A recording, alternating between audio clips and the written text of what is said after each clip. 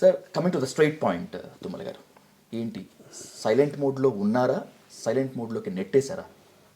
మనిషి రాజకీయాల్లో కావచ్చు, వ్యవస్థల్లో కావచ్చు, ప్రతి జీవితంలో నిబద్ధత అనేది అవసరం. ఆ నిబద్ధత ఎవరి కోసం ఉండాలి అంటే మనం నమ్ముకున్న వ్యక్తుల కోసం, ప్రజల కోసం. మనం ప్రజా జీవితంలో ఉన్నాం కాబట్టి.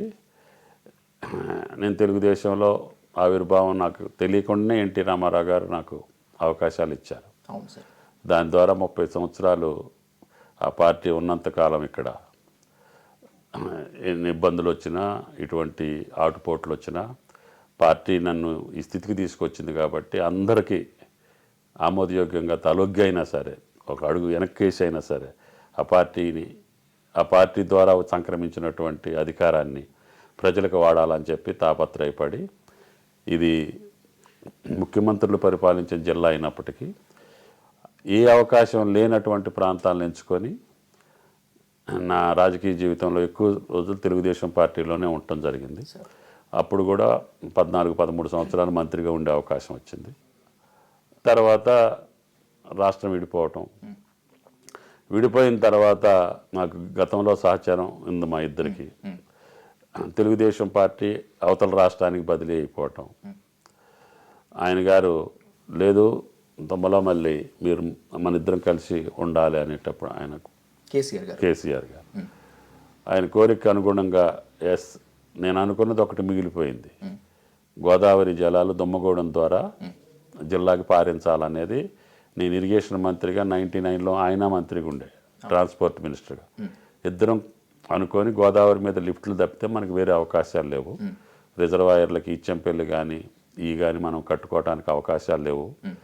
ఫారెస్ట్ యాక్ట్ వచ్చిన తర్వాత ఇంటర్ స్టేట్ ప్రాబ్లంతో మనం ఓన్లీ ఎత్తిపోతల పథకాలు పెట్టుకొని గోదావరి జలాలు వాడుకోవాలి. ఇన్ని వేల టీఎంసీ నది సముద్రంలో కలవటం అనేది 70 సంవత్సరాల తర్వాత, స్వాతంత్రం తర్వాత కూడా మనం జరగకూడదు అని ఇద్దరం అనుకొని ఆ రోజులే ఆయన సిద్దిపేటకు కూడా నాకు ఎక్స్టెన్షన్ కావాలని దేవాదులు పెట్టినప్పుడు ఆ రకంగా ఇద్దరం అనుకున్నాం. అది గుర్తుపెట్టుకొని టీఆర్ఎస్లోకి వచ్చేటప్పుడు ఫస్ట్ రోజు డిస్కషన్లోనే నీకు మోస్ట్ అర్జెంట్ ఏంటి అంటే, నేను ఒక పాలేరు కాన్స్టిట్యున్సీలో పూర్తి స్థాయిలో నీళ్ళు ఇవ్వలేకపోయాను. ఇప్పుడు మోస్ట్ అర్జెంట్ ఒక 1 ఇయర్లో దాన్ని కంప్లీట్ చేయాలి. తర్వాత శాశ్వతమైన పథకం కింద సీతారామ అంటే దుమ్మగూడెం కావాలి అని చెప్పాను. చేసేద్దామన్నారు. ఆ మాట మీద ఆయన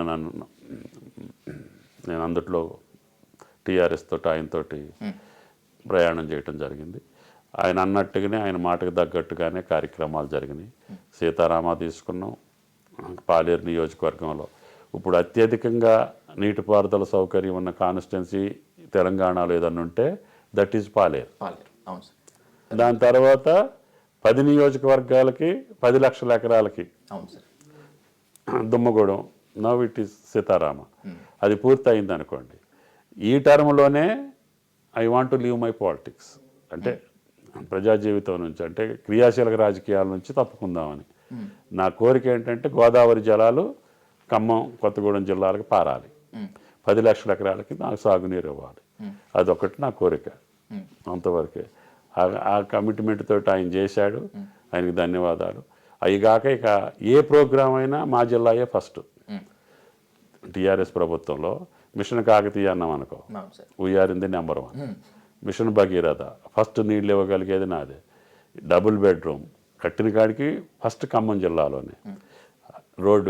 రోడ్స్ ఇట్లా రైల్వేస్ సత్తుపల్లికి సింగరేణి వాళ్ళని ఒప్పించి ముఖ్యమంత్రి గారు 700 కోట్లతోటి రైల్వే లైన్ సింగరేణికి వేసుకున్నాం. కాబట్టి I want with KCR. That's all. మీరు మాట్లాడుతున్నప్పుడు మా ఖమ్మం జిల్లా అంటున్నారు, ఖమ్మంని చాలా ఓన్ చేసుకొని మాట్లాడుతున్నారు. డెవలప్మెంట్లో కూడా ఖమ్మం జిల్లా అగ్రగామిలో ఉందని చెప్తున్నారు. ఇంత ఉన్నప్పుడు ఎందుకని మీరు కొంతకాలం పాలిటిక్స్కి దూరంగా ఉన్నారు? దూరంగా లేను. ఇక్కడ స్థానిక నాయకత్వానికి ఇదేంటంటే ఎమ్మెల్యే ఓరియంటెడ్ పార్టీ. ఇంతకుముందు పార్టీలలో పార్టీ సిస్టమ్ ఉండేది.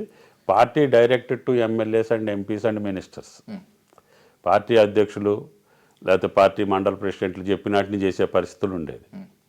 ఇప్పుడు ఈ టర్మ్లో పోయినసారేమో భయంతో భక్తితోటి తెలంగాణ సాధించుకుని ఉన్న పట్టుదలతోటి కేసీఆర్ గారి మీద ఉన్నటువంటి గౌరవంతో సాఫీగా జరిగింది.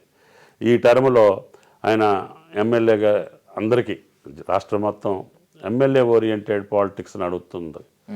ఆ ఎమ్మెల్యేలు పిలిచిన దగ్గరికి వెళ్ళాలి తప్పితే ఎమ్మెల్యేలు పిలవకుండా ప్రోగ్రామ్స్లోకి వెళ్ళేదానికి అవకాశం లేదు. కేవలం నా కోసం పనిచేసి 40 సంవత్సరాలు నాతోటి కలిసి నడిచినటువంటి వ్యక్తుల యొక్క కుటుంబాల్లో మంచో చెడో జరిగితే వాటిని అటెండ్ చేయటం తప్పితే ఇక్కడ పార్టీ ప్రోగ్రామ్స్ ఏమీ జరగల. ముఖ్యమంత్రి గారు వచ్చినప్పుడు వెళ్తా, ఆయన 2 సార్లు వచ్చాడు, 2 సార్లు వెళ్ళాను. ఆయన ఏం చేయాలి తొమ్మలంటే చెప్పాము, మాట్లాడుకున్నాం. ఫ్లడ్స్లో వచ్చాడు, నిన్న కలెక్టరేట్కి వచ్చాడు, కేటీఆర్ వచ్చినప్పుడు కలుస్తా. కానీ ఇక్కడ స్థానిక నాయకత్వం వాళ్ళు పిలవనప్పుడు నేను వెళ్ళటం సమంజసంగా ఉండదు. పార్టీ ప్రోగ్రామ్స్ అయితే వెళ్ళొచ్చు, పార్టీ ప్రోగ్రామ్స్ లేవు. ప్రభుత్వ కార్యక్రమాల్లో నేను అఫిషియల్గా వెళ్ళేదానికి నాకు ఇష్టం ఉండదు. కాబట్టి నేను ఎంతవరకు ఉండాలో పార్టీ క్యాడర్ని, పార్టీ లీడర్స్ని సమయం వచ్చినప్పుడు మళ్ళీ కేసీఆర్ గారిని మనం అండగా నిలబడాల్సిన అవసరం ఉంది. ఎందుకంటే మనకు 3 సంవత్సరాలు 4 సంవత్సరాలు నా పదవీ కాలంలోనే ఈ జిల్లాని అగ్రగామిగా ఉంచేదానికి ఆయన అవకాశం ఇచ్చిండు. కాబట్టి నేను ఆయనతో ఉండాలనుకుంటున్నా. మీ ఇష్టం అయితే మీరు కూడా ఉండాలి, అది నా బాధ్యత.